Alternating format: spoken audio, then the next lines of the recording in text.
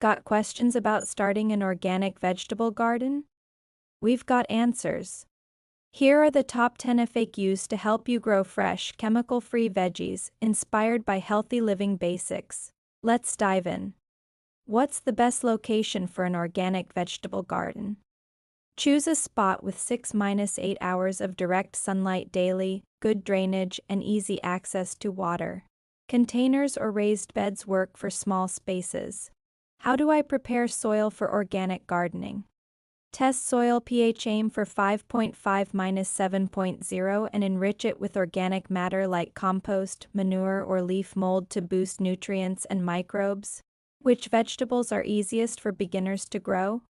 Start with low-maintenance crops like lettuce, radishes, or bush beans, which are forgiving and grow well in most climates. Should I use seeds or transplants for my garden?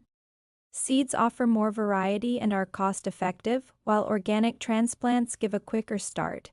Choose based on your time and preference. How much space do I need between plants?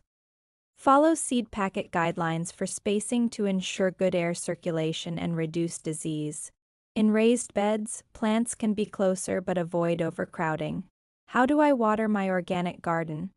Water consistently, especially during dry spells, to keep soil moist but not soggy. Early morning watering is best to reduce evaporation. What's the best way to control pests organically? Use natural methods like hand-picking pests, introducing beneficial insects, for example, ladybugs, or using organic sprays like neem oil. Why should I rotate crops in my garden? Rotating crops annually prevents nutrient depletion and pest buildup, keeping soil healthy and reducing disease risk. Can I grow organic vegetables in containers? Yes. Use containers with drainage holes and organic potting mix. Choose compact varieties like cherry tomatoes or herbs for best results. When should I harvest my vegetables? Harvest at peak ripeness for the best flavor, like when tomatoes are fully colored or lettuce is crisp.